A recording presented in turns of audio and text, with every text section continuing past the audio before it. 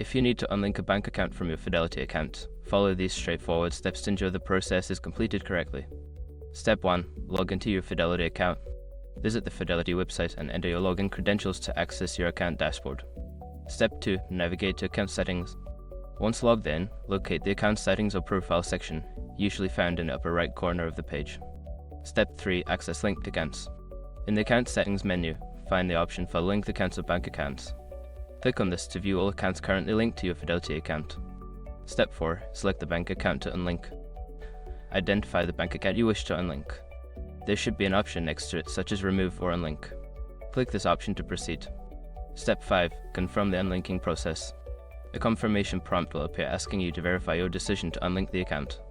Review the information and confirm your choice to complete the process. After following these steps, your bank account should be successfully unlinked from your Fidelity account. If you encounter any issues, consider reaching out to Fidelity's customer support for assistance.